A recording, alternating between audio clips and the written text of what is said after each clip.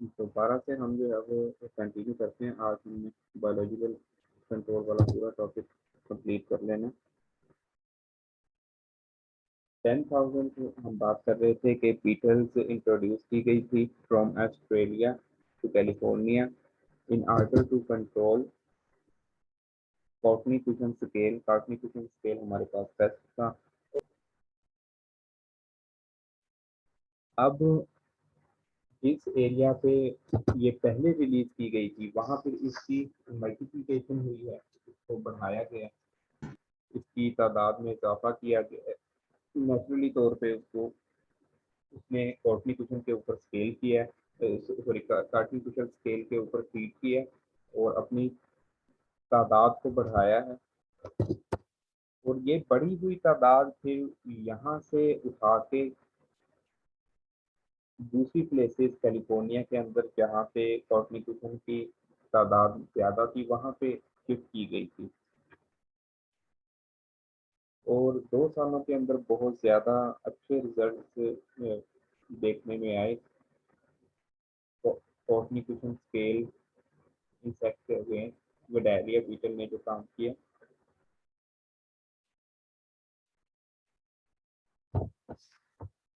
इसी रिजल्ट्स को देखते हुए फिर कैलिफोर्निया से फ्लोरिडा में ये ट्रांसफर की गई थी बीटल्स, विडालिया बीटल्स।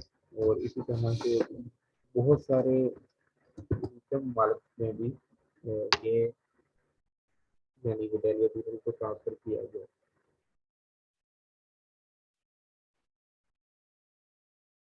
बायोलॉजिकल कंट्रोल की अगर हम बात करें तो ये जरूरी नहीं है कि इंसेक्ट ही इंसेक्ट के ऊपर फीड करे।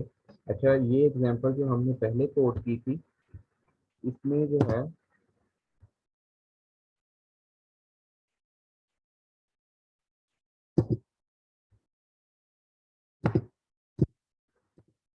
फिर मैं कर देता हूँ।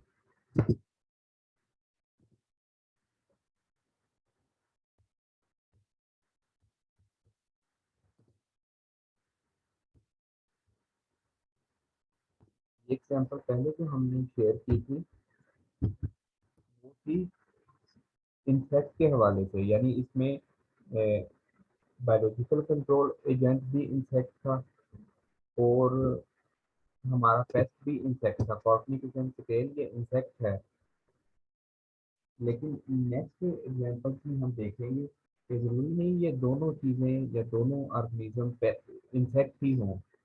किस तरह से नेक्स्ट एग्जांपल्स में हम देखेंगे कि किस तरह से दोनों की स्थिति जो है वो वेरी कर सकती है।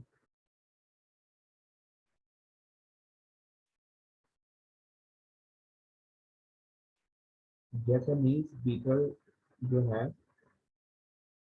वो एक्सीडेंटली इम्पोर्ट हो गई थी नॉर्थ ईस्टर्न यूनाइटेड स्टेट में। और इसी तरह से ये जापानीज बीटल जो कि पेस्ट का स्टेटस रखती है। अब बीटल जो है वो इंसेक्ट में आता है तो इसको हम इंसेक्ट पेस्ट कह देते हैं। इनिशियल लेक्चर में मैंने आपको इंसेक्ट और पेस्ट का कंसेप्ट क्लियर करवा दिया था। और ये 250 प्लांट स्पीशीज के ऊपर फीड करना इन्होंने स्टार्ट कर दिया था, इसमें जापानीज बीटल ने। अब इसके कंट्रोल के लिए हमने कोई इंसेक्ट इस्तेमाल नहीं किया था, इसके कंट्रोल के लिए बैक्टीरिया इस्तेमाल किया गया जी बदे इन बीटल्स को कंट्रोल करने के लिए। पर नहीं ती होना कहते टोकी एक ही में माइक आप अपने बंद रखा करो। मंगल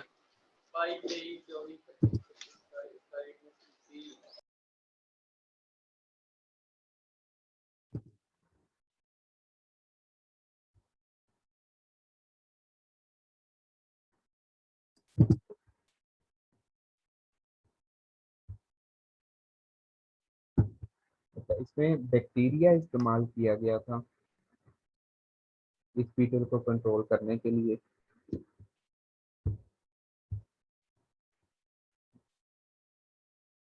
जापानीज बीटल के ऊपर ये मिल्की डिजीज काज करता है बैक्टीरिया, ये पहले ऑब्जर्व किया गया।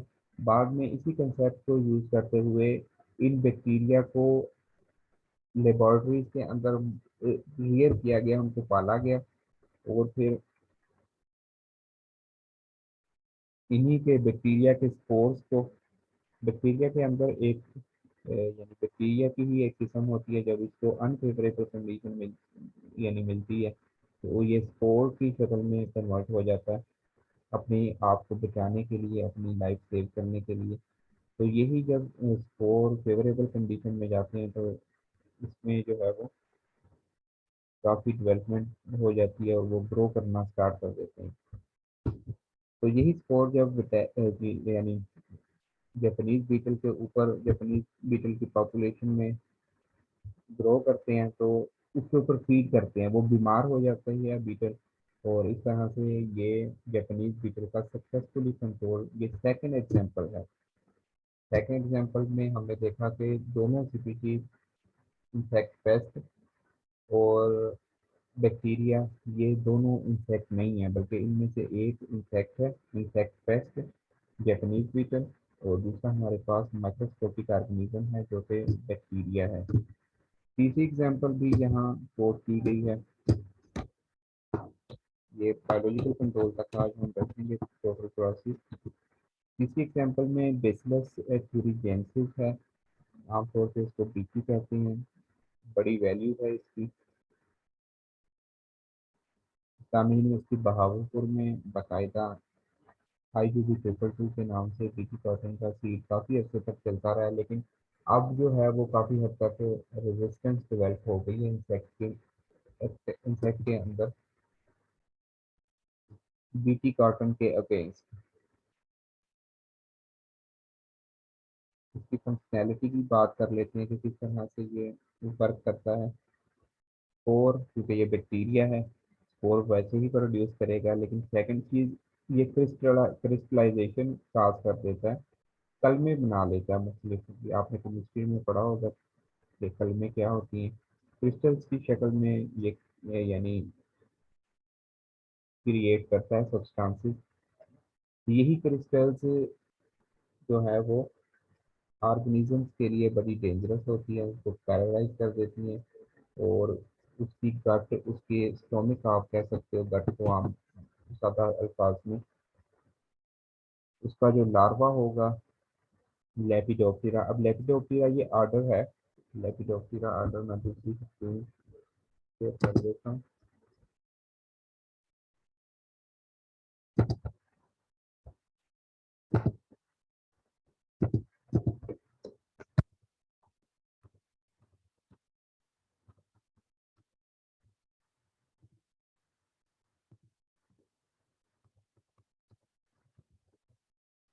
ये जितनी भी आपको बटरफ्लाईज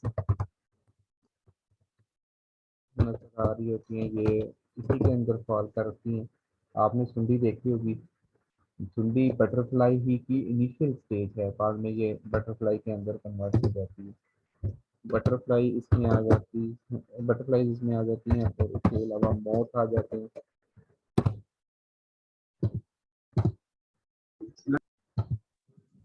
लेपिडोप्टेरा आर्डर है हमारे पास, और उसके बाद हमारे पास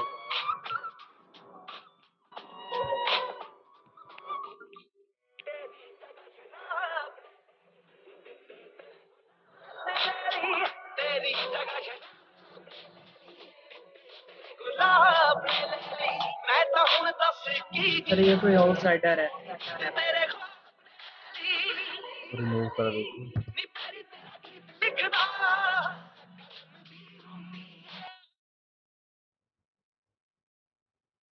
आप सब लोग अपने AG नंबर मेंशन करें, जिसका AG नंबर नहीं मेंशन होगा उसकी अटेंडेंस नहीं होगी।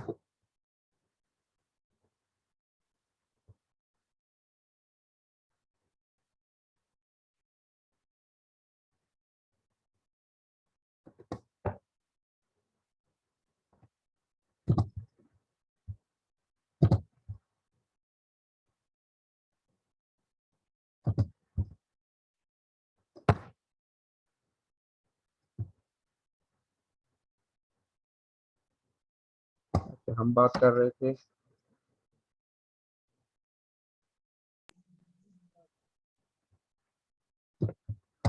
मुख्तलिफ आर्डर्स के हवाले से हम बात कर रहे थे। तो लेपिडोप्टेरा में ये बटरफ्लाइज आ जाती हैं, कोलियोप्टेरा में बीटल्स आ जाती हैं, और डिप्टेरा में हमारे पास मॉस्किटोज आ जाते हैं।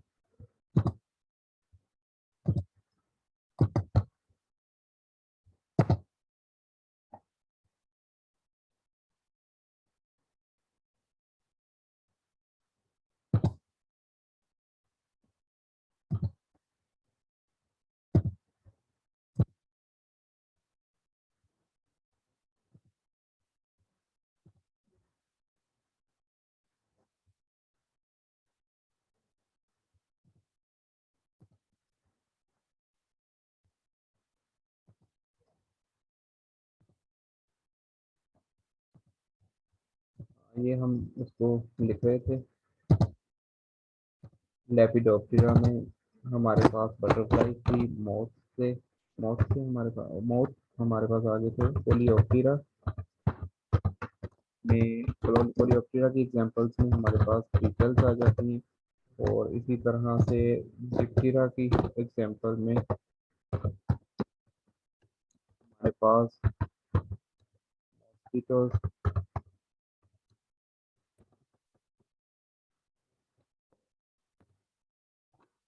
और इसी तरह से फ्लाइज आ जाती हैं।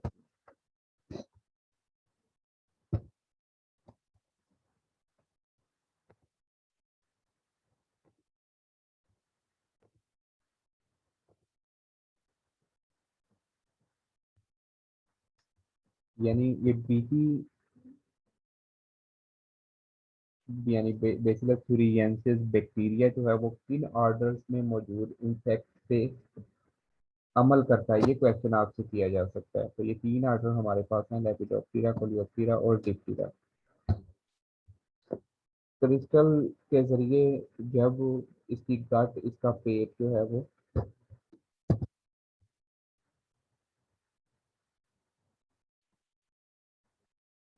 जी शहरियार आप कुछ पूछना चाहते हैं?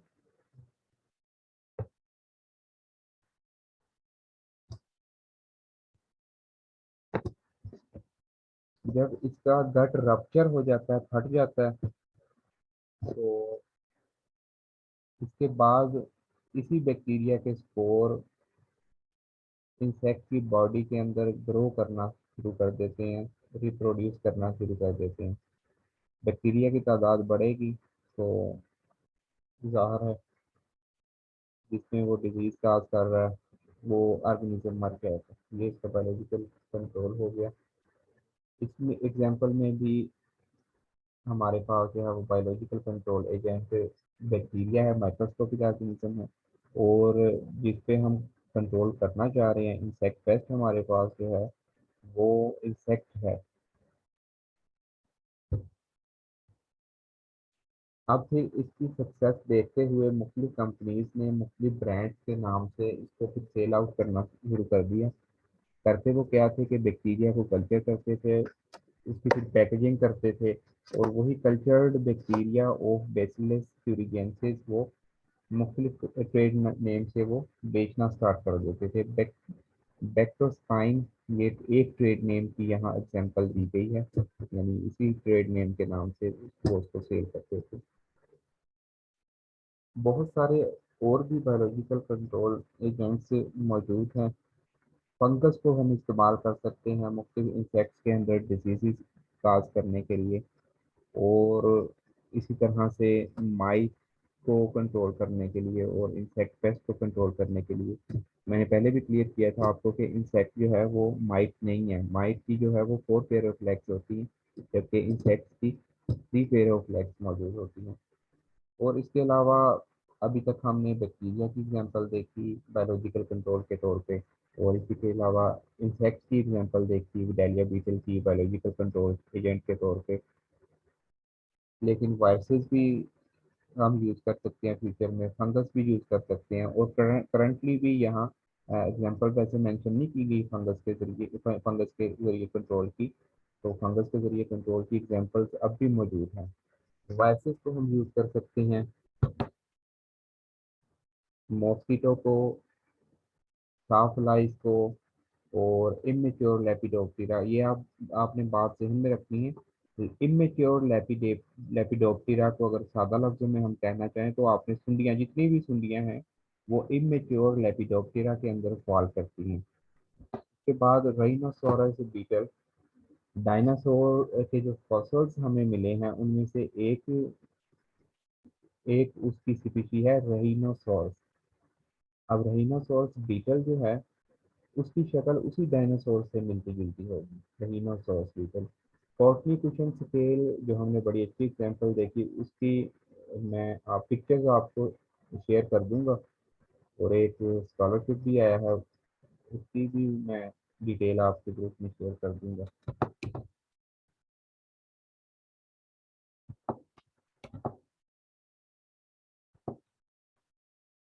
बायोलॉजिकल कंट्रोल एजेंट की हम बात कर रहे थे। जहाँ हमारे पास इंसेक्ट पेस्ट का स्टेटस अख्तियार कर रहे हैं वहाँ बहुत सारे इंसेक्ट ऐसे हैं जो कि बायोलॉजिकल कंट्रोल एजेंट के तौर पे इस्तेमाल हो रहे हैं।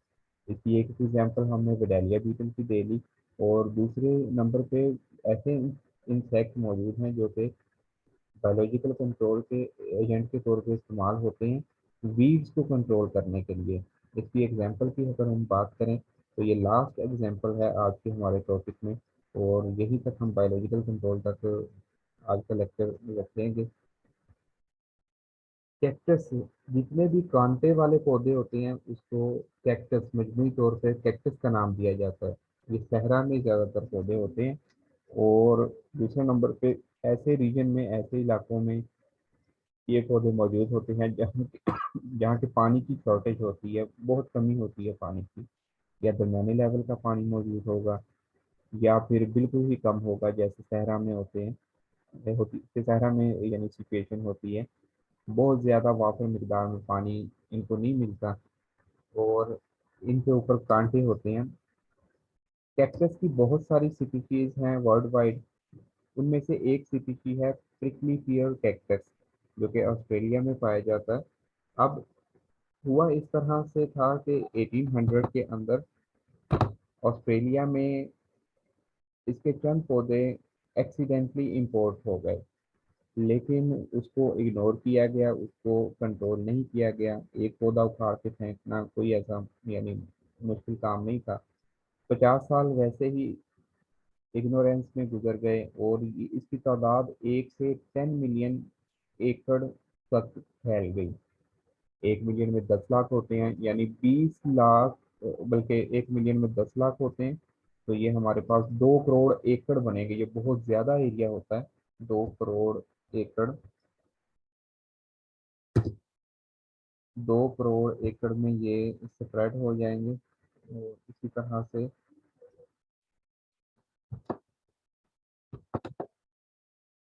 2 करोड़ एरिया में ये एकड़ एरिया में ये स्प्रेड हो गए थे।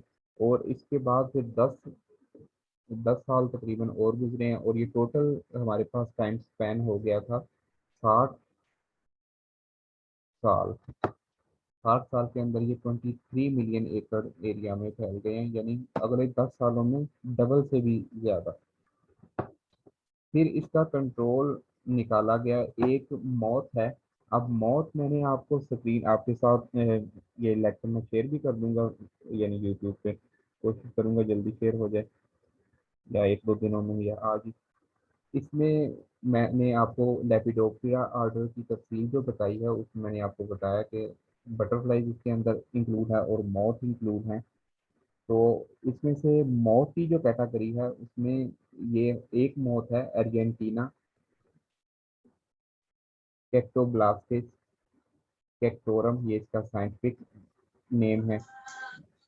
इस मौत इस मौत की सॉरी क्वालिटी ये है कि ये फीड करता है इसी कैक्टस के ऊपर जो हमारे लिए नुकसानदेह है।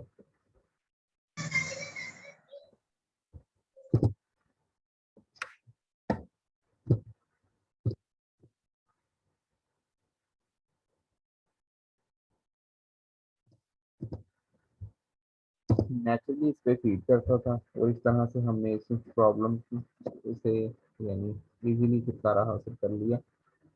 ये एग्जांपल्स जो आज के लेक्चर में कोट की गई हैं ये सक्सेसफुल एग्जांपल्स हैं, यानी हमने बाकायदा बगैर किसी दूसरे कंट्रोल के, जो कि बहुत सारे कंपोनेंट हमने पढ़े थे, इंटीग्रेटेड पेस्ट मैनेजमेंट, उसमें कल्चरल कंट्रोल था, बायोलॉजिकल कंट्रोल था, केमिकल कंट्रोल था, और इसी तरह से बहुत ज़्यादा जो कंट्रोल थे उसमें से कोई कंट्रोल मेथड हमने यूज़ नहीं किया, जस्ट एक कंट्रोल मेथड हमने इस्तेमाल किया है, बायोलॉजिकल कंट्रोल। सिर्फ एक मेथड के जरिए पूरी पूरी प्रॉब्लम्स पे हमने काबू पाया है। ये बायोलॉजिकल कंट्रोल की अहमियत को वाज़ेह करता है। स्क्रीनशॉट आप ले लो, तो सीआर आप ले लो स्क्रीनशॉट, उसके बाद हम मीटिंग रन कर देते हैं।